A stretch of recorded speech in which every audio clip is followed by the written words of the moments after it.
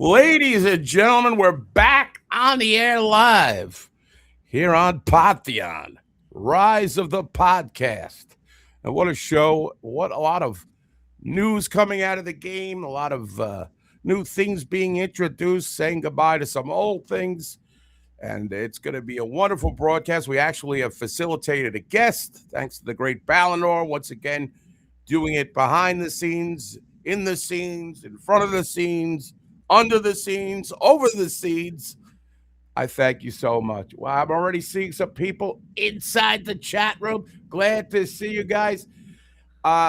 Today's guest, I'm going to go right to it because I can't wait to talk to this guy. We talked a little bit briefly before the show, and there's already an instant rapport between us, which that's great because actually between gaming people, there's always an instant rapport, but you never know, like, are we going to be able to talk to each other on the same level, have the same takes, maybe kind of, the feel, the vibe, as the kids say today.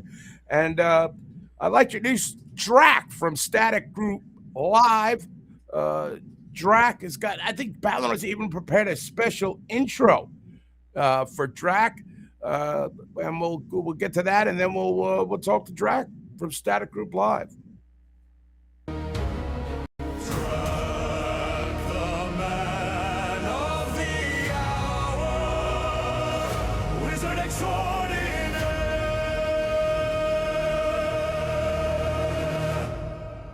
Wow, that is impressive. I gotta say, how come you never did anything like that for me, for Elwood, the Rogue? There he is, Draq. How are you, my friend? That intro was amazing. I may not even be able to go back to my own podcast after that. I'm going to need that intro for everything I do now. So you are a wizard. Absolutely. Before Pantheon, I was a healer, but I decided that with Pantheon, I wanted to stream. And so I decided that if I was going to stream, I didn't have enough actual brain power to stream and make sure people stayed alive at the same time. So I switched to... I don't have enough brain power even without the streaming to be a rogue. So Rogue's got to push a lot of buttons. There's a lot of buttons. That's true. There's a lot of buttons. And but I appreciate you coming to the show and talking about some of these things that are happening in the Pantheon. My first thing is you have a deep connection with this game. Could you go over how you got involved with the game and how long you've been involved? So I've been involved for about 9 years or so. That's when I first, I first laid down a VIP pre-alpha pledge. That's and so it's been a long journey. And so I actually, once I joined the pre-alpha, I started looking around there was pre-alpha forums at that time that only the pre-alpha pledgers got access to. And so I noticed a guy, his name was Sacred, and he was forming a guild. And so I got hooked up with Sacred, and Sacred ended up actually joining the Pantheon development team later. And so that was a cool connection I got to do. But yeah, so then when I was in the guild with Sacred, I met a guy named Minus. And Minus hooked me up with, he's like, and I told him I wanted to do some streaming. I wanted to get into some content creating. He's like, hey man, I'm starting this thing. It's called Pantheon Plus. You should come do some stuff with me. And I was like, dude, let's do it. And so I kind of got in with him, and all that led to years of content creation. And I guess now here I am. I've watched the show, and I love the frank, and sometimes I like the expletive-laden banter. I got it. That's how I am. I like to talk plainly. I think people appreciate that. And I've watched your show. It's a great show, Static Group Live. Now, I know that it's also covering a little bit of Monsters and Memories as well. Mm-hmm. But we're here to talk about Pantheon, and we're on the eve of could be destruction, could be great things. We don't know. But what are your first thoughts on some of the changes? Maybe we can go through them. I guess the first thing I would like to talk about is what's going to be tomorrow is the release of the new double experience. Why do Yeah. you, I'll start with that. Why do you think that they're introducing this double experience? What do you think is the net gain for them on this? I mean, I think the double experience personally is win win win. There's all wins, no losses here. They've announced that they're going to wipe in the spring or in some kind of spring update. And so there's kind of a lull in the community, right? Like, why should I play my character if it's going to be wiped in the spring? That's immediately what I felt in my heart when I heard that announcement. But then they follow that up with the double experience. And then I'm like, okay, well, maybe I could play. And maybe because I'm not a we this time this season, the EA season, we haven't gone specifically as hard as we have in previous previous sessions. Right. I mean, you're getting worn out by now. I mean, hell, let's this do a is this certain is amount of probably hours per like, day. yeah, this is probably like for me time 4 or 5 where we've started, gone to a fairly high level, and then had a wipe. So we just haven't gone as hard. It's mostly just been streaming characters that we do on our Monday nights. So, but I thought, you know what? Maybe I could make it to 50 with the double XP. I might Right. be able to hit max level, and I might be able to see, the Ash Breathers final boss, which I haven't seen yet, and we might be able to one group Agonok. Maybe Right. maybe there's some stuff that we haven't seen, super end game stuff that I would want to see, and so that kind of is motivating me, I think, to play more, even though this character is going to get wiped. So I think that's a mentality that passes through the community as well. Like, and they did talk about, but I don't think they listed in the patch notes also that they were going to up the drop rate Right. Of some of the NPCs, on some of the specifically right, the named bosses. NPC and Right. the rare drops. And so it's super cool to get the epic loot. And if you have a much better chance to do that as well as hit max level, I think that's fun. Especially after like you hit level 35 or 40, the grind in the trenches, it will wear on you. So with the double experience, you could alleviate a lot of that. Yeah, And I mean, we're doing about a bubble an hour for optimal experience. That's if everything is flowing, there's no deaths.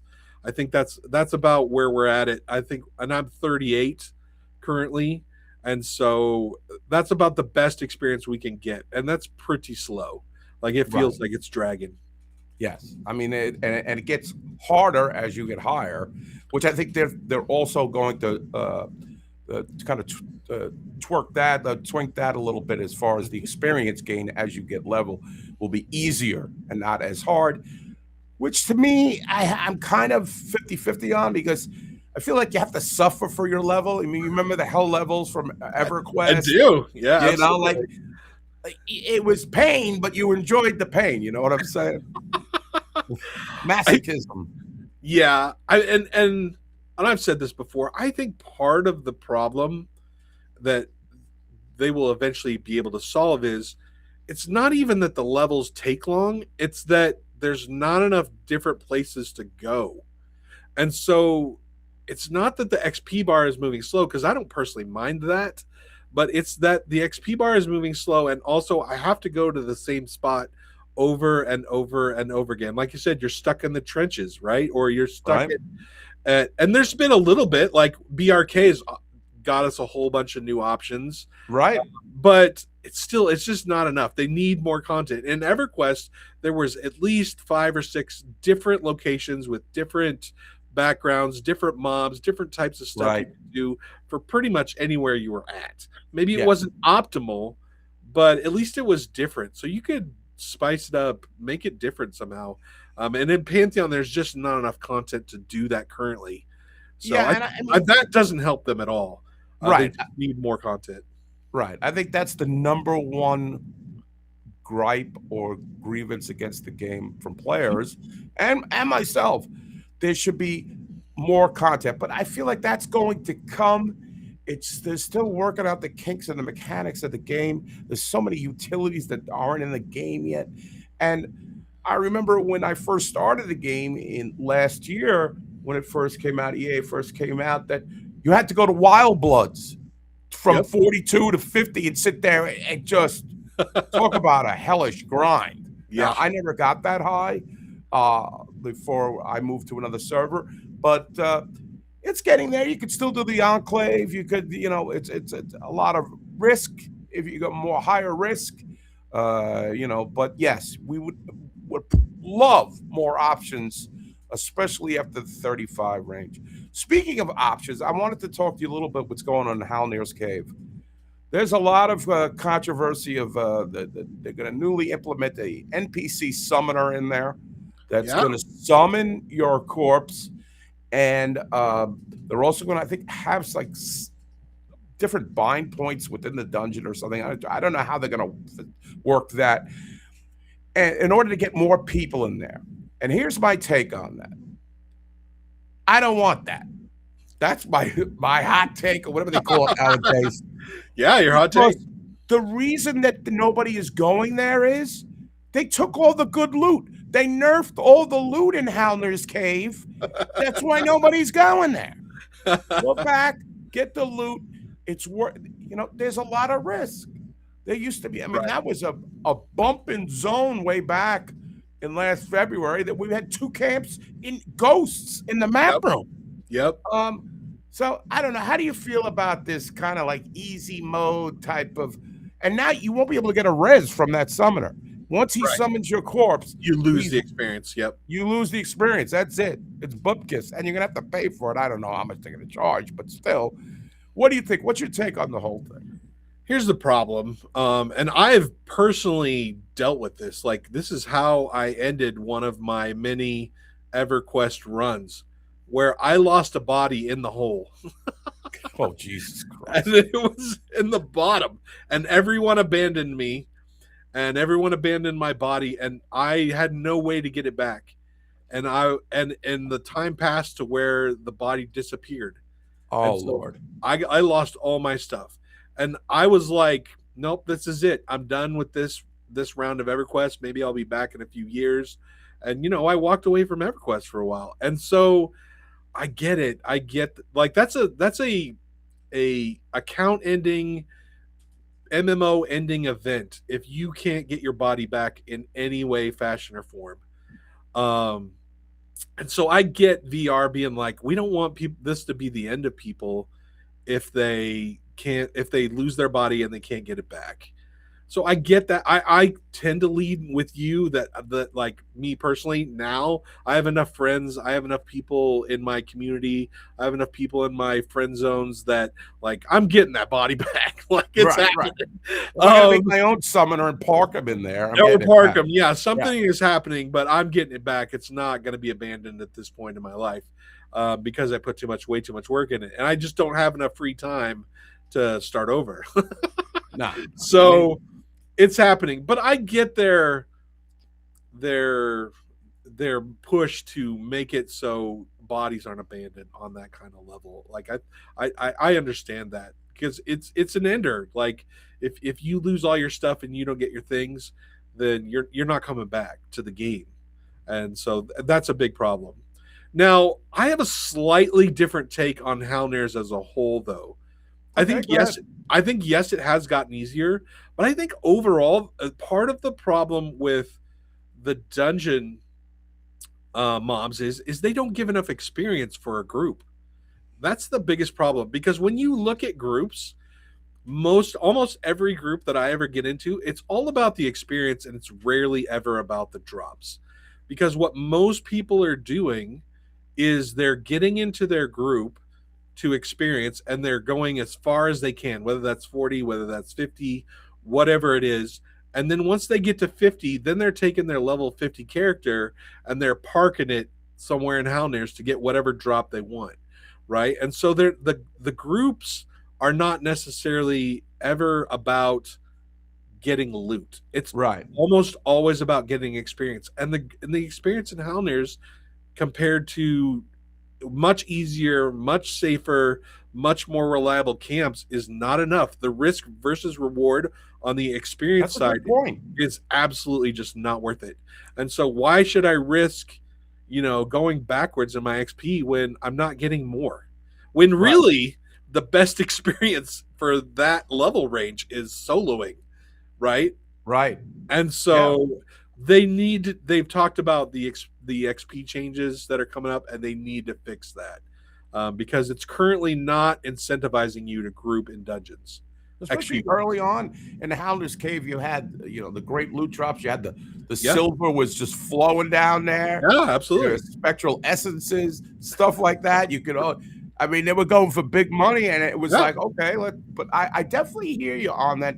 The group experience, especially in a dangerous dungeon like that, where it's kind of iffy, on poles, things can get mixed up really quickly there. Yeah. And it's not you got trapped floors, you fall down a floor,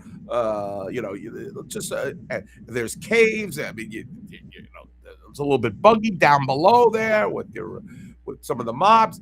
Yes, I totally agree with you, but I gotta just say I'm anti any. I don't know, what do they call it? What's the portals term? to safe zones? Yeah, these I don't need that. I like to live dangerously in my games, not in real life, but in my games. I like to live dangerously. So yeah, I mean, I tend to lean with you there too. I think they're trying to make it so groups don't break up, right? That's the problem, and they don't have what's the magician skill? Call the hero. I think that's what it is. They don't have that with the summoner. Yeah, they don't have that with the summoner. That I think they should implement that. That is right. I need that because I'm constantly lost. Yeah. I'm always lost. Need you at that cop. Yes. No, I always Gulo's in chat. I always follow Gulo around. He takes me everywhere I need to go. But I think, me personally, I'd rather see them implement classes that summon. So give the Necro a player summon. Give the Summoner a player summon. I think that would be a better fix than their porting around the dungeons idea. But I mean, I don't. I mean, we're still kind of feeling it out, but yeah, I really think this should have kind of been like a no-brainer. We're gonna put this in with the Necro or the Summoner. I mean, or both. Have both. Summoner. It has the name and the word is already there. Summoner. Yeah, it's in summon. So come on, boys, get on the stick. Get on it, 100%. Okay. Well, there's so many changes coming up. Tomorrow we got horses are coming. Mounts. Mounts. Now. You ready to take your mount? I don't know what I got to do. Feed it an apple, wiggle a carrot at it. I don't know what I got. Are we gonna be out there with lassos, cowboying it up? I don't know. I have no idea. I mean, then you're going to be able to choose what kind of horse you want. You want a hit point horse. You want a fast horse. You want a stamina-based horse. I don't know. But my wife, who also plays the game, is stocking up on carrots and apples. So she thinks all these horses. Yes, that's going to be the key. Is the I don't know. Who knows? Who knows with these mounts? Where are you on the mount?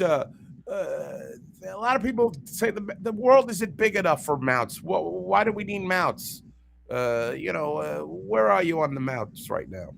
My official take on the mounts is that it was always coming, because way back in the day, before I even joined Pantheon, the Kickstarter pledge, which VR has said that they're going to honor anyone that had the original Kickstarter pledge, which there's a bunch of those people around still, as the top pledge of the Kickstarter pledge, had a mount reward in it.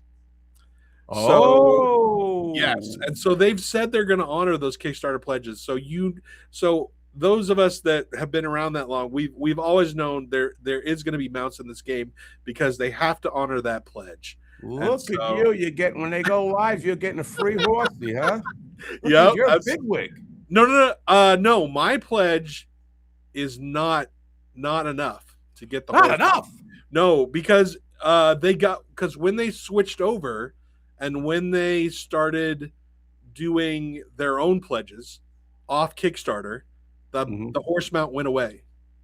Yeah, so that was before I got into it. So only the people that have been around really long have and originally pledged. I think the pledge was something like $250, and that was the top pledge in the Kickstarter. Okay, something like that. I don't know the exact amount.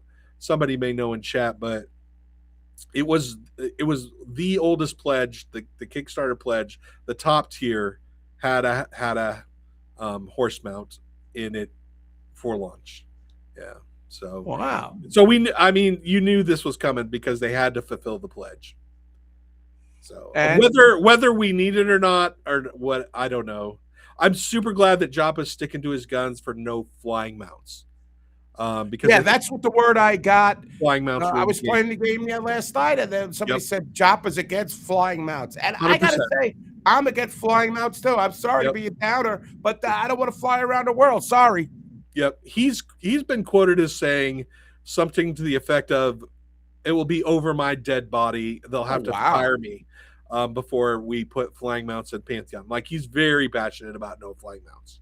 So very And these excited. mounts, we don't know the hit points and No. you know, and, will we be able to fight?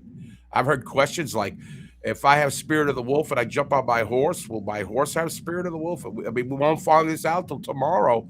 Yeah, with this big patch they're doing. If I had to guess, I would say that your buffs are not going to carry forward on the mount, and that you're not going to be able to fight on the mount at all. I would guess probably not, but that's just me guessing. You know, as I've been watching VR for a while. Right.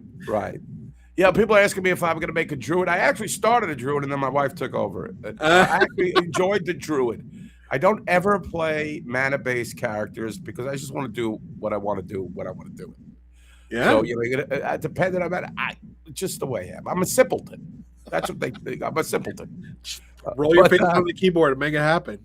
Yeah, that's you know, and mana, you got to equate how much mana you're going to use. You're a wizard. Yeah. What do you think about these casting times? I hear a lot of problems with these casting times. I mean, for the wizard right now, it's like awesome. It's epically awesome because all the I call them pies, but they're focus points, I believe is their official term. For casting spells, regen super fast. Like, it's super fast regen, and then also the mana is super fast regen right now. So I'm on cast after cast after cast. I never have to sit down. I never have to break. I'm just a machine gun of wizard nukes right now. So I will be shocked if they don't back that off, or change that slightly for the wizard, because it's pretty ridiculous right now. Now, I know they're changing some of the graphics. I think Cinderlance, is that what the spell's called? They're going to change it to, and there's I mean, they're supposed to be. I love that way that looks, that graphic. I mean, I think the spell effects are really good for the wizard right now. They're super, and the enchanter are really the casters. The spell effects are really, really good. Now we have some other news. Well, recently, let's go back. Have you been to the Wild Bloods Cradle at all? Absolutely. Yeah, so we went there the Monday after they dropped it, and we were 36-ish, and we just hit the shore, right? Just the shore entrance, kind of. And man, we got a little bit of our butts kicked because it is super rough. And there's some spells. That earthquake spell. Oh boy, man! If you didn't interrupt it, it rocks your world. Everybody flies back. Everybody flies back. Everybody's interrupted. Everybody's slow. Like, it's a rough spell. And so, a couple of those, if you pull two and you don't get something mez, like, you're going down hard. And so, yeah, Ballard, you have any footage of that? I think we were in there. Yeah, 36 is a little bit dicey there. That's kind of what they told us after we were going for a couple hours. You know what it is, though. You're like, what the hell? It's something new. I want to see what it's all about. Absolutely. I'm getting zapped by a ball. The tower is shooting at me. I'm like, what the hell is going on here? But I liked it because it was fun and new, you know, and that's what it's all about. And I like the mobs. There's some very difficult mobs in there.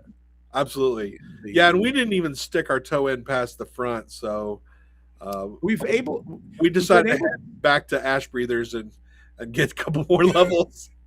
This is us in there, I think. We got some of the Dizak Imperials that killed them in, who came over from Vale of Azarius, and we're really enjoying playing on Stormona with all you guys and all the rest of the guilds. Everybody's been super helpful there, and we're just glad to see other people playing the game. I was told Draq before the game. We was only 15 of us on the server Yeah. on Belarus. We had the whole place to ourselves. It was like playing an independent game, and we're so glad to see other people there. You see Elwood there, and he's my rogue, and you got Went. You got all this is just a really great zone. It's very electric, so to speak, in that zone. Um, what have you gathered? Have you been back since? What's the vibe? I think like all new Pantheon zones that they tend to overtune things first and then they back it off. Right. So I think it's slightly overtuned, even for myself.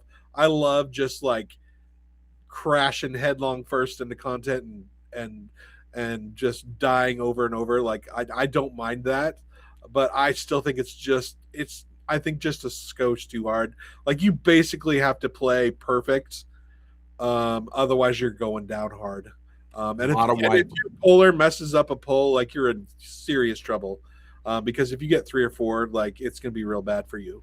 What is it? The Void Walkers? Those guys are super, and they hit their range. The range of their spells is like it's like a football field away. I'm getting hits.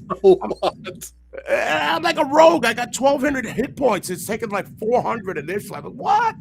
Yeah, it's just a little crazy here. So, but they are tuning it back. I think they are going to. Yeah, I think they are going to too. Joppa. So a couple weeks ago, Joppa came on our podcast and he said, "Yeah, it's too oppressive right now." And he said they're definitely tuning it back. That's a good word. Have you been underneath? This is us underneath the. No. They're really cool. I mean, I really dig in this dungeon. I feel like it's got a little sci-fi feel to it. I don't know why. Like these wild bloods are from another world or something. I don't know. It's got a very awesome look. Just a great look underneath, and yeah, a lot of great. And I have to say, they're coming with the graphics for the swords and the armor now, where they're starting to look really cool, which I think we all appreciate. We're sick and tired of brown.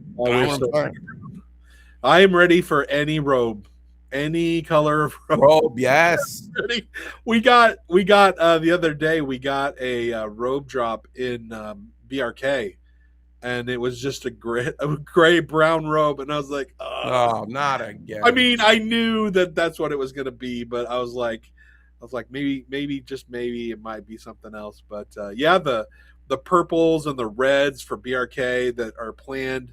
I just can't wait to get to that stuff and just be able to wander around and be, have a colorful robe as a wizard. That's what every wizard wants, right? Right. I mean, and it gives you a personality to your character, and I hope they eventually go to a kind of thing where you could wear what you're wearing and then have armor underneath, that go to your stats, almost like a Fashion Quest type of thing, where you can customize the look. Because really, I'm more about the look than the stats. I'm vain. I'm like that. Vanity is in game in all MMOs. Yeah, exactly. Hey, I'm the kind of guy that will sit in like Demeth, and like if I got the newest item, I'll go out there and stand on that rock outside the bank, and just like people look at me and like, what is that he's got? Absolutely. Oh, it's at the Wave Crasher, or the, what do they call it? The Mez Crasher. Yeah, I love the way that looks. I mean, that's a great thing. So they got we got a new zone that's coming out. This Body Dakara, am I pronouncing that right? I don't know. I think that's right. I think you got it. Wow, that's amazing. I butchered it a lot of times, but I think that's correct. An underwater zone. This now, from what Joppa said, this graphic behind this content calendar is a sneak peek of the zone. I don't know what I'm watching here. It looks like a tree. Underwater trees. Underwater trees. So I'm excited about it. I mean, when is that supposed to be? Is that another spring thing? They have pushed this back to the spring update, yes. Okay. So it was scheduled on the previous calendar, or what is it? what do they call it? I forget what it's called. Roadmap. Yes, on the previous roadmap, it was scheduled for the end of the year, but they are not going to hit that deadline, and it's going to be pushed to the spring update. Absolutely, they've come out and said that, which is the bummer part of the spring update for me, right? Because I don't like it when they put out roadmaps and then they're like, nope, this has to get pushed. I get it. It's fine. I'm not, I'm not burning. I'm not with the pitchfork and the torches at the door. But it's a bummer because when you say that this is going to be out by the end of the year and then it doesn't happen, and this is content, right? This Right. is the the biggest thing they need in Pantheon Rise of the Fallen. Everybody's biggest gripe with the game is content. Not enough content. We Yep. need various places to level. And why are we waiting till spring?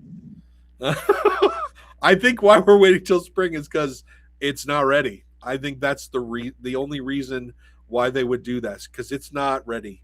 The swimming came out. The water looks really good, Yes. better than I thought it was going to look, and the swimming animations and the swimming in the water look really good. So I'm excited, and I'm optimistic for this water zone. But I think it's just not ready. I Yeah. don't have any inside information, but that's just my feel, is it's just not ready. Yeah. And I've noticed that when you swim and you go down, the bubble meter, your oxygen meter, has been disabled or is not working. Now, I kind of thought they were doing that as a kind of preemptive strike against when you do water travel. If you're a buffoon like me and it's just circling around. I mean, Ballador can tell you, he once had a resume out of 2 inches of water in the doors of the deep there over them one time. Oh, And nice. I'm always lost. So it's like the air is running out. I'm panicking. And, but I did notice they kind of didn't make it a factor. I thought it was coming, but hey, listen, we'll wait. We'll wait. I thought they did a fabulous job with the Enclave and BRK, though. What are Yeah. your thoughts on BRK and the Enclave? Well, Enclave came first, but then BRK. Um, Enclave. Which one is that? Is that Enclave is the quest, the where the ash breathers are. There's a further high level. yes? So I haven't been to the Enclave yet. Yes. What? No, I haven't been because we're only 38. Oh, So that's right. Yeah, you got to be like at least 42 to go. 41, yeah, 42 we're to go not now. that far yet. So I haven't been that far. I've seen stuff of it though.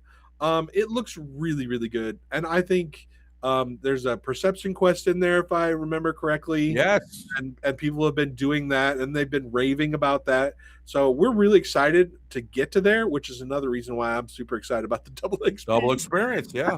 So because I want to do that stuff before everything resets. Does this Um, guy actually have footage of me dying in 2 inches of water? nice. I mean, this is But way back. I'm also BRK. I think was a complete win for VR. As far as I've done, I think the zone was really fun. I think the lower, or the verticality of the zone is really cool and really well done. I think the mobs are really good. I just really liked it. It really had vibes of like Crushbone for me. Oh, Um, really? Yeah, it does.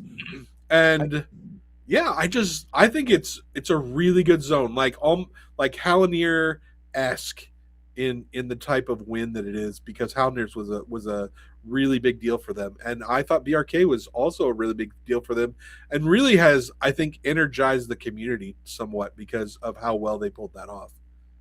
Yeah, I like it because it's a zone that has personality, which I think Yeah, when you alluded to Crushbone, that's what I got from it. Crushbone, when you had Divin in there and you had yeah, the Orc emissaries and everybody, the little camps within the dungeon or the area there. And I think that's how that's designed. You got several different mobs. You got golems, you got goblins. Then you yep, go into the castle mode, which is super personality. If you could get high into that area, you got Chef Ramslay. I mean, we all know that's a play on words and all kinds of pirate jargon going on. And, they're tossing bacon grease at you and stuff. I mean, it's got a lot of personality, which I think we all have a great sense of humor to play these games. You're right. I think that's a great great analogy that it's got a crushed bone feel to it. And I think they really knocked it out of the park. I think a lot of people haven't figured a way. I'm not letting any secrets loose here, but a way to kind of get into that castle part and attack it, because a lot of people try to use the frontal assault method where they try to mama. It's just so chaotic It's because super chaotic. they're turning you into rats, they're mezzing you, people are flying all over the place, and if you're Dude, not that rat fear thing is ridiculous because if you turn into the rat, then you run into the other room and you've aggroed 4 more mobs. Like exactly. whew. I mean, it's super difficult, and and then they said that I saw that. I think we talked about me before the show. We might have even touched on it in this episode about the boss spawn rates are going to be, well, at least with the Enclave boss, they've reduced it to 10 hours, but the drop rates are going to be dropping a lot better loot for the bosses and the names. I'm pretty glad, because I feel like they want people to kind of, feel what it is to get all this great loot. Yeah, and they've done that in the past, and it's worked out really well. Because like for the end of certain pre-alpha tests or the end of the season tests, they bumped up all that stuff, and everybody got to do everything, and it was super cool. I don't know if you've seen some of the past videos, but there's a spell that dropped off a griffin. It's called the 5 feathers, and it I don't allows you. remember that. No. So it allows you to float like Oh, on like Featherfall, like in you're on D&D? kinda. It's more like you're on a glider. Oh, And okay. they've talked about a glider system, and so I think this was like the precursor to their glider system. But before the last session closed down, they basically made it drop every time off the Griffin, and so everybody was just jumping off cliffs, floating around, doing all kinds of crazy stuff. So it was super fun. That's To do that. amazing. And Oh, so well, I like the end of the session time because the devs, if you're going to wipe everything, then you do crazy stuff, and right. so it's super fun. Have you ever gotten a taco from a GM? I've also You gotten, have? absolutely, and also I've gotten pepperoni pizza from Savannah. So Really? absolutely, yep, Wow. yep. I got the taco once. I never got the pizza. I love pizza. Well, you got to butter up to Sav if you want the pepperoni. I got to get to know these GM. I mean, these developers. We had a young man on. I forget. Ballard was the young man, the guy who's in charge of lore, or he helps out with the lore. Ronick. Yeah, Ronick. We had Ronick on. Really nice guy. Mr. Hare. What? Mr. Hare. He's got nice hair. Yes, Yeah, he the does. community razzles him about his hair all the time. He came out with I don't know what the kids call it, a graphic novel, a comic book. Yeah, absolutely. Yeah, it's real Jack good. Rabbit. Check it out, man. He spent some time telling us about the lore and what goes into this. And you've been with this game 9 years, okay? Yes. Now, I asked Ronick, I was like, what kind of guy was Brad McQuaid? Did you anytime have any interaction with Brad McQuaid at all? I did not. I wish I did. Because he's really the godfather of this all. He's the it's godfather really, of the whole thing. Yeah. Yeah. So I never got to talk to Brad or deal with Brad or anything. My first interactions were after Chris Joppa Perkins had taken over. Mhm. And so he was basically the guy when I started. Now Brad was still there. He was still alive at that point, but he just was in the background. How much did Brad bring to this game? Now, he had a previous game, Vanguard, right? Yeah, Vanguard Saga of Heroes, absolutely. Which still Okay. has an emulator that we check in on from time to time. Oh, really? I was telling Draq before the show, there's a big gap in my gaming. Yeah. It's EverQuest, then this. Okay, I played a lot of independent game, like self games on the computer, not like any MMOs. Yeah, I absolutely. played Rift for a bit. I thought that was Oh, okay That's interesting. in the early days of Rift. Yeah. Yeah. Well, if you want a trip, Uh-huh. the Vanguard emulator, it's free. Mhm. You just go download it, and I would recommend getting your posse, your static group, as it were, and get 4 or 5, 6 people go over there and just try it out. It's good for about 25 levels or so, and then it really falls off. Okay. But it's fun. It's fun for about 25 levels or so. All right, I will try that. There's some other games out there now. We got this Ashes of Creation. My wife is dabbling in it. And you've got Matches and Memories, which is going to be released in January. Do you think a lot of this new content and stuff is geared towards let's get eyes on our game as opposed to the other game, or is this just a natural thing as far as Pantheon's viewpoint? Now, they just got a big influx of money. Where did this money come from? Do we know? We have no idea. Are the Saudis involved? I would like to know. We don't know. We have a lot of personal pet theories over at Static Group Live. I want to, by the way, we're talking to Draq from Static Group Live. Fantastic podcast. Tell us what the theories are on. All right. Number one pet theory, because they've said the donation was millions, right? Millions. Yeah. So more than 1 million. And so we have estimated by our incredible math guessing skills that it's $8.5 million.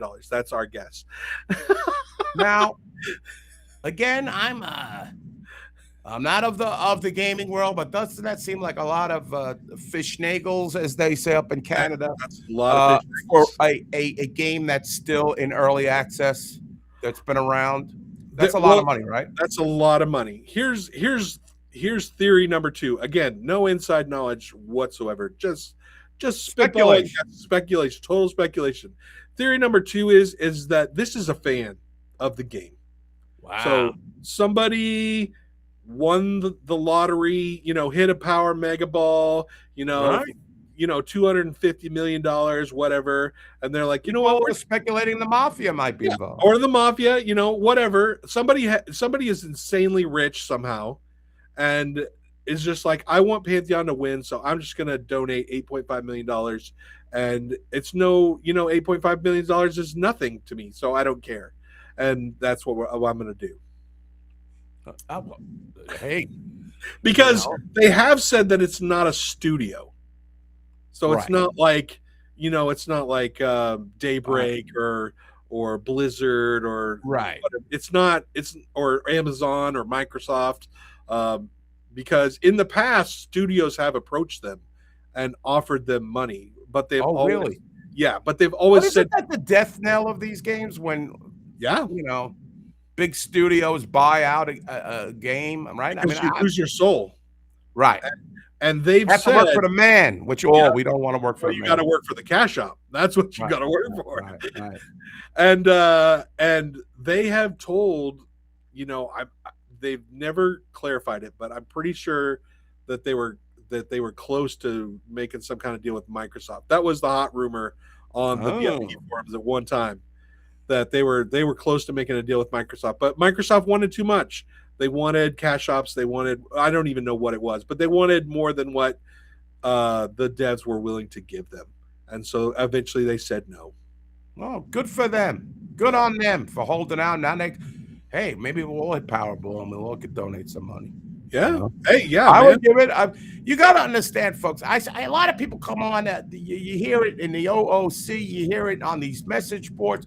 Well, this game, they're all bitching and moaning. And it's like, hey, for $40, $40, man, $40. It's a great deal. 2,000 hours invested in this game. It's the greatest deal for $40 ever. And now Steam's got a 20% off. It's like I think it comes to $31 now. They just announced that today. Absolutely, yeah, it's a great deal. Yeah. I paid $1,000 for this thing. Grand? $1,000. That's what it cost. Is that what your wife gifted you? Yes, for the birthday. That's amazing. Yeah. So she got it from your wife. My wife is an amazing woman and tolerates my gaming. So listen, God bless. That's what I say. I mean, listen, there's a lot worse things we could be doing than sitting home playing a game. Absolutely. Especially me. I can't be left unattended. Yeah. If I'm unattended, you don't know what kind of trouble I'll get into Draq. And I've been playing this for 9 years. I've spent $1,000 on it. and I do not regret a single minute of it, and I've loved every penny that I spent in it. Not only that, this channel, with all the previous predecessors and me at the helm combined, we've given away probably $5,000 to $6,000 worth of pledges to Yeah. other people as we've been going along. That's Because amazing. yeah, That is a great story. yeah, I mean, that because is something. like you guys, right? Like, we're not making money on this thing. Nobody. That's nobody's making money on this thing. I And mean, so these when podcasts are dime a dozen. My uncle's got right, one. My grandfather's absolutely. got one. I mean, Yeah. And so as people go along and they kick us a couple of bucks here and there, we're just trying to get more people interested. We do giveaways, all that type of stuff, right? And so that's what you do because you're just a fan of the game and we just love the game and we're just trying to push it forward. So right. We talked about that earlier. We're here to lift up the game. I Yeah. want this game to succeed. I Absolutely. also want to have the inside track on how to be the best at it. That's why I'm playing it. But I'm not going to sit here and just bitch and moan about the game and what it's lacking. Things are progressing. Okay. Would I love to see a link for the items so my guildmaster doesn't have to type it out? What the stats on, and the student I'm grouping with didn't take the time to go to Shalazam and look it up beforehand? Of course. But, it's coming. They're building the utilities. Let's hope. Getting it done. Now, let me ask you a question about the group mobs, the chevrons, as we used to call them. Yes. Chevron ways of going the way of the dinosaur. And Dinosaur. everything. Okay. Why? Why did this happen? What was their thinking behind this? I don't know. Why VR did this? Yes, why VR did this? VR did this because there was a very vocal section of the community of prominent members of the community that really hated chevrons, that are old school EQ types, and they really, really, really disliked the chevrons, and they were Because they had very. to enforce the group. I mean, this is an MMO. I mean, I don't understand. People want to solo, they want to box. I don't understand. It's an MMO. It's about teamwork. It's about me. This is why we're instant friends. Because you and I are thinking alike. Like, I don't really care whether there's a chevron mob above it or not. Like, I play MMOs to group with other people. We're literally static group live. Form your static. Friends don't let friends pug. Like, get yourself a crew and roll. Like, exactly. But it drives me nuts. I mean, it drives me nuts. I mean, at half these classes, when especially as the game has progressed, they could solo group mobs. Yeah. I remember following a paladin around like 5 months ago and just reaching experiences. He took on 6 group mobs at once. I don't understand what the problem is. It's an MMO, you idiots. I mean, at the end of the day, and this is what we've said publicly, at the end of the day, pick a lane and stick with it. If we're going not chevrons, then this needs to be the final iteration of this. And you can never go back to chevrons again, which is whatever. I don't care. Pick one, pick the other. But to redo it, to me, seems a little wonky. But I guess it's whatever. If they have to do it, then they have to do it. But I think, again, it goes back to there was a very vocal amount of people that were in the community. I mean, on the message boards, I don't go on the message boards. The Discord. So the Discord is really where the VR devs live and listen to feedback. Okay. So if you are looking to get your opinion heard and you want it in the forefront of the conversation, I think that the Discord is the main place. Okay. Don't go to the. There's several off sites, like not official sites, like the off Facebook group is Toxic Wasteland. Reddit, of course, is not a friendly place to be at any time. And so I would avoid those. If you really want your opinion heard by devs, post it in the official Discord. I think they must have listened to me. I bitched about those steps going from Throne Fest to Avelia there or whatever it was. We get stuck on the step going back to Throne Fest. I fixed this thing. I think it's finally fixed. Oh, and there was a petition. I forgot about the petition. So part of the community formed a petition on change.org What? to to get rid of chevrons. Yeah, I forgot. Thanks, Oh God. Vindini's in chat. Of course, he remembered the petition. Yeah, they That, absolutely formed a petition, I mean, and come there was like 35, 40 people that signed the petition. It wasn't like, it wasn't I a don't like huge to see them effort. bend the knee that quickly to the 45 people who wound up the petition. Come on. Who's got the time to come up with the Yeah, wording for a petition? not me. I thought it was ridiculous. I thought it was This is dumb. like, this reminds me, there's another pet peeve of mine. I'm sorry I'm getting a little animated here.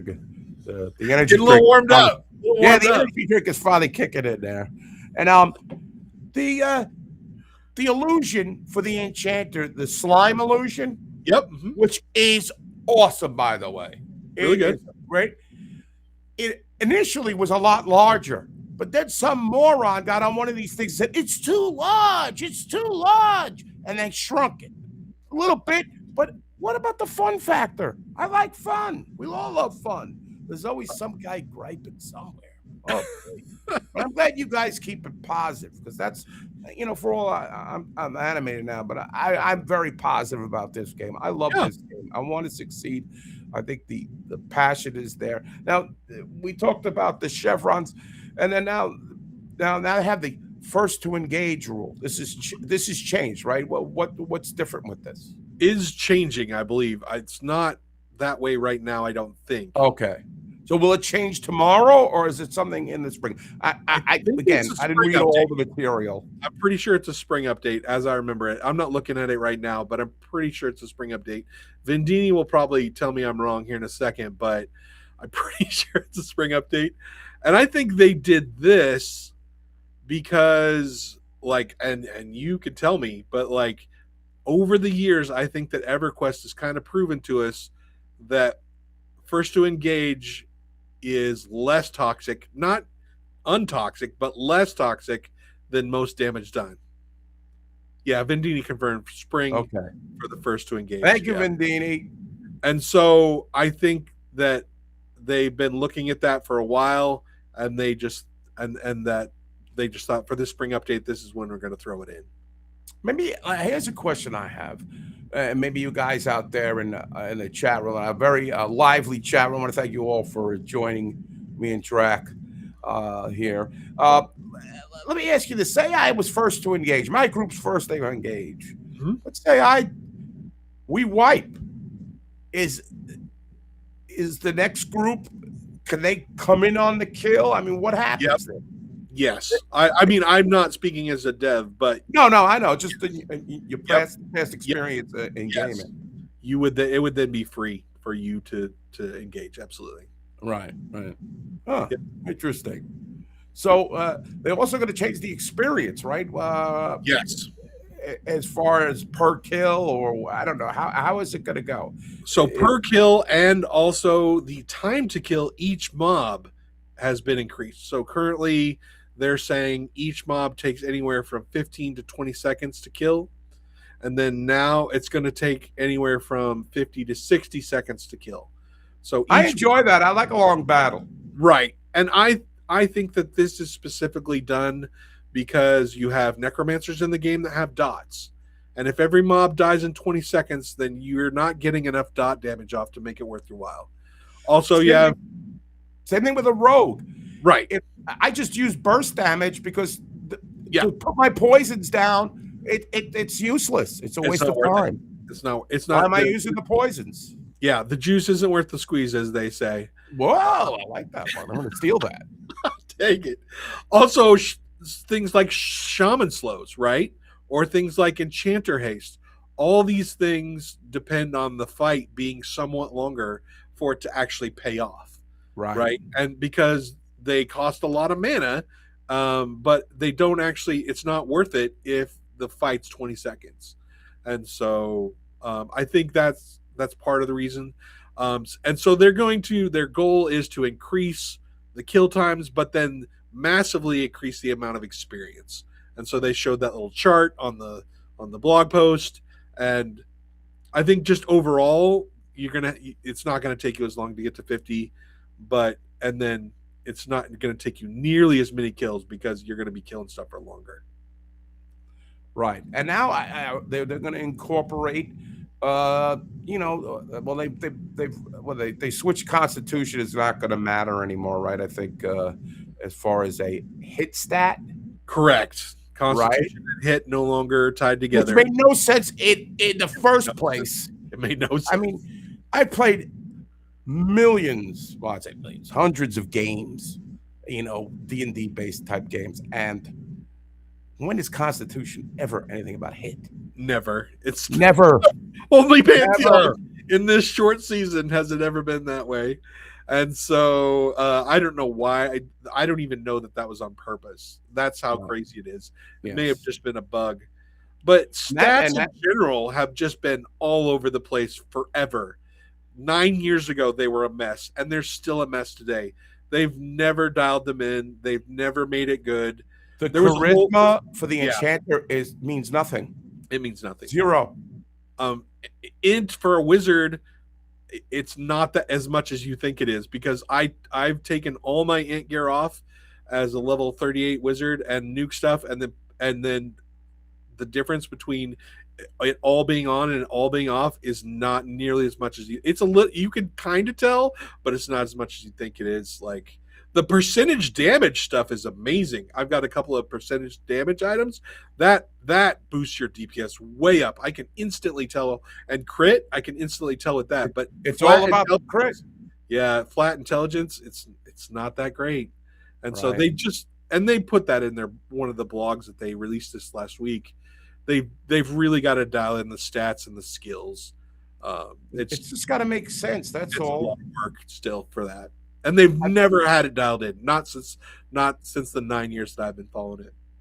And they're going to do with some of the other classes as far as being able to dodge, and resistances are going to really be amped up. I think that's a good thing. I love that.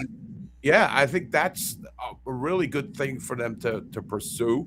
And there's a lot of good things coming with this game, and people just got to be patient. They're going to come out with stuff, and they're going to get it wrong. It's just the way it is. You've been around 9 years. You know the drill. There's been a lot of right and a lot of wrong as we've been along. You just gotta hang on for the ride and just be like, we don't know. I'm famously or infamously famous for hosting in what was it? It was 2021, I think. It was either 2020 or 2021. We had a VR came out and they said, "Hey, we think next year's going to be alpha." and so I was like, "Okay, what we're going to do is we're going to hold this competition, and everyone's going to pick a square like you do in like sports betting, like right? And whoever a box, everybody picks one date, and nobody else can pick the same date as you." And then whoever gets the date that Pantheon launches into alpha, I'm going to give a $500 pledge away to. And and so we had hundreds of people that entered the square contest. It was like VIPs, tons of people in the community, tons of people that wanted into Pantheon, tons and tons of people. And that whole year went, and Alpha never. Most of the people in that box pool are dead, by the way, but not long. No, I don't think they're dead, but it was some of them might be. Yeah, so the Pantheon squares, but the lesson you get from that is you can't overhype yourself about what. Now Vendini's talking about the pre-alpha shaman. What's that all about? Bring back the pre-alpha. Well, the pre-alpha shaman was basically God. They could do everything all at one time. They were nukers, they were daughters, they were healers, and they could also just melee solo stuff. So I mean, basically they were the ultimate class, because the shaman was the first really completed class of Pantheon. The shaman and kind of the dire lord were the first two classes that were really all the way kitted out. And so of course, when you're the first, then you're always overtuned. So it was really powerful. A lot of times you'd have pre-alpha groups that were like a tank and like 4 shaman and something else. So 4 shaman and a tank. Yeah, because first of all, there was only 4 classes at the beginning of some of the pre-alpha stuff. So there was that. What are you guys hearing on Static Group Live? We're here with Draq from Static Group Live. Some of his compatriots are in the chat room with us. We love you guys.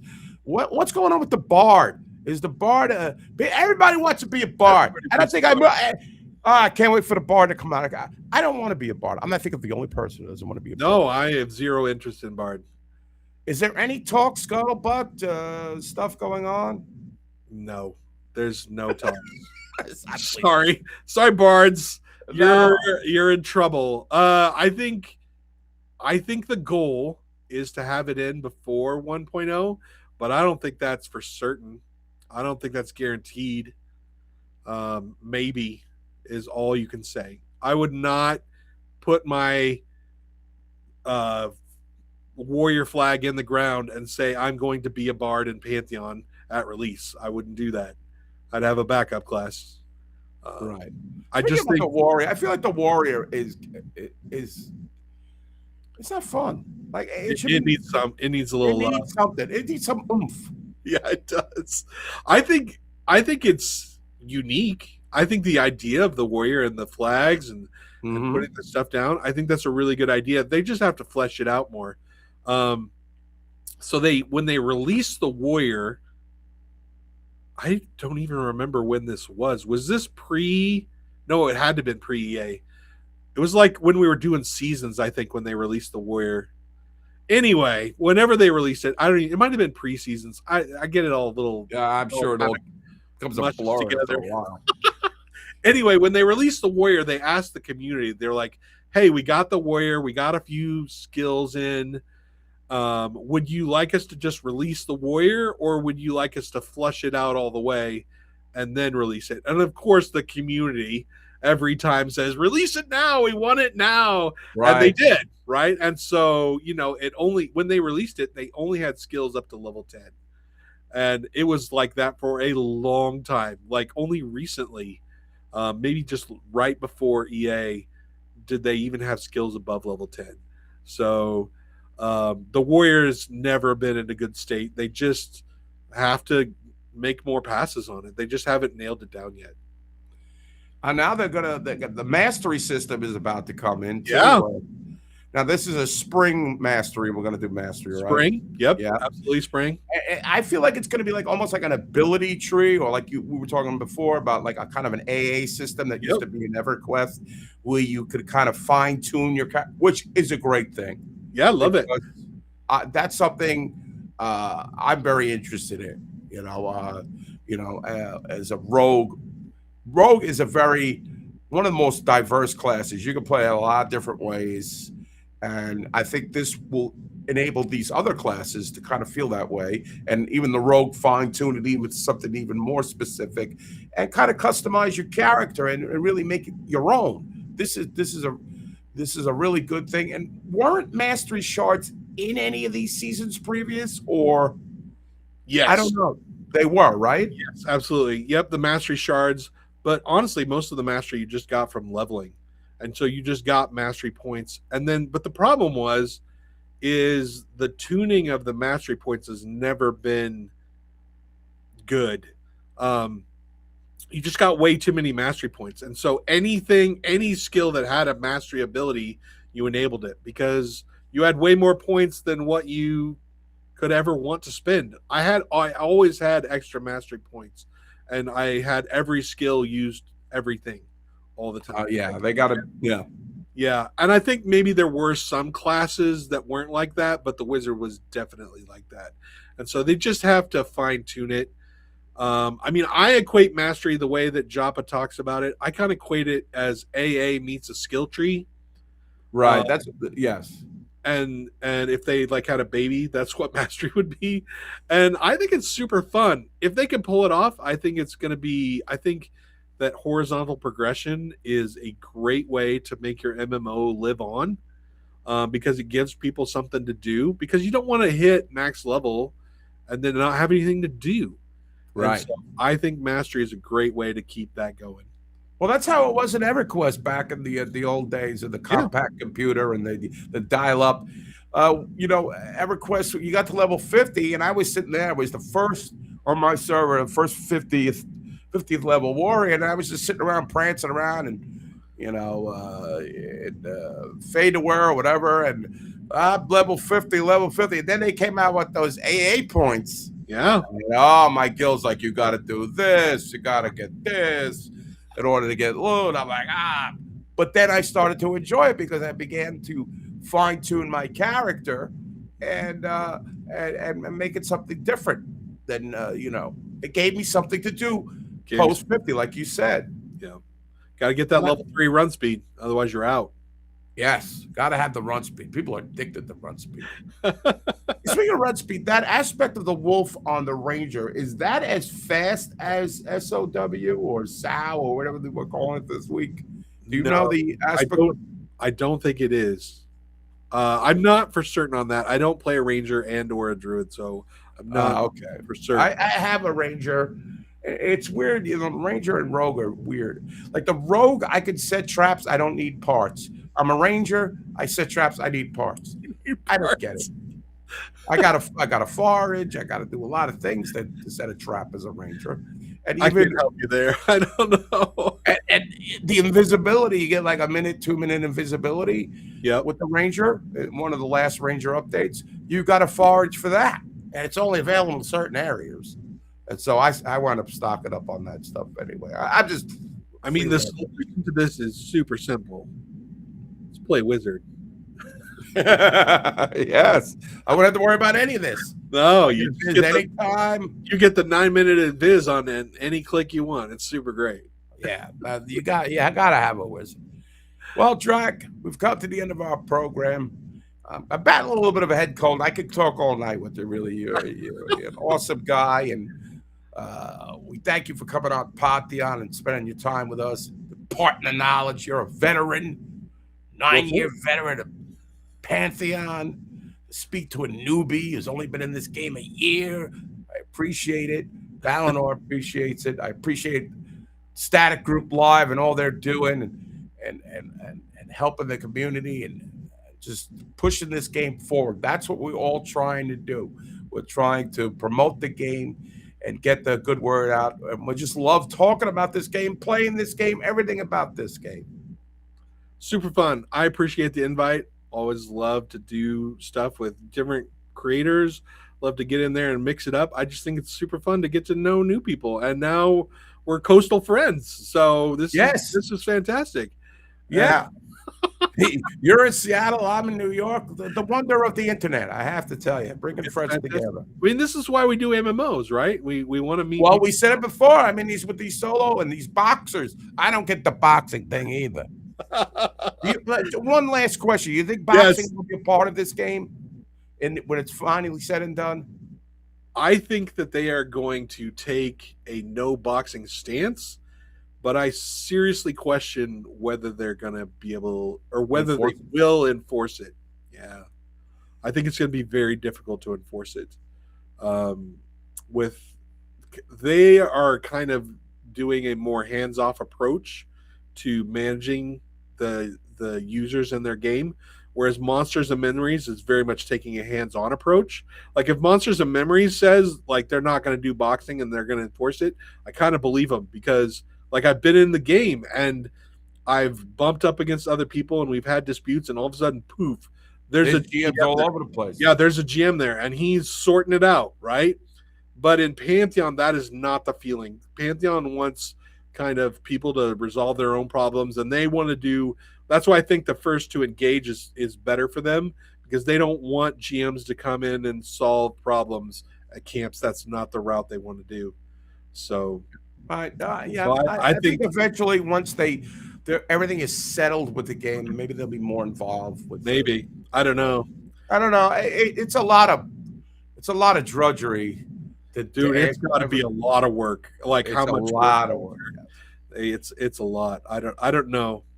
Well, but Richard Ellis, I'm not saying about porting. I'm just saying, like, we on Veil of Azarius, we had a guy who was boxing 5 characters at once, and he was basically taking up a whole camp, and they were all summoners. I didn't understand what the end game is this. Yeah, here, but whatever.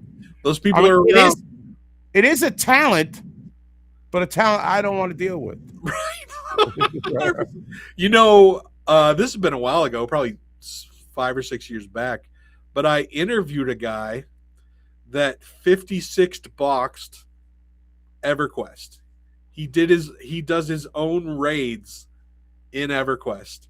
And I just What a colossal waste. burnt toast. It was. I mean, I'm not a boxer. I don't.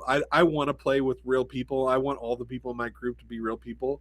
But I Right. think it's kind of fascinating to get into the minds of like a person who runs 56 EverQuest accounts at one No, time. I mean it is Like you're a interesting. little crazy if you do that. Like It's kind of getting in the mind of Jeffrey Dahmer, or it is. It kind I of mean, is. it's crazy, but it is a skill. But I don't want it like it. Yeah. That's the way I look at it. I don't think. I think exactly what you said is what's going to happen. They're going to say no boxing, but are they really going to enforce it? And Yeah. we'll see. That's gonna be tough, man. Enforcing boxing is a rough go. Well, have a happy holiday, Draq. You too. Everybody at Static Group Live, I wish you a happy holiday and a happy New Year. And thanks so much for joining us. And it's going to be amazing. And listen, for you people out there grieving about this game, there's no subscription. Last question: will there be a sub once this game goes live? Absolutely, Absolutely. 100%. There's no question. Price range. They've always said it's going to be a sub game.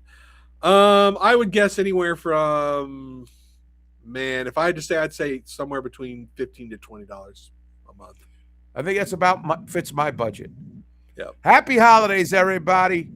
Good night, everybody, from Pantheon, Draq, and Ballador, my producer. Everybody have a good night. Take care, everybody.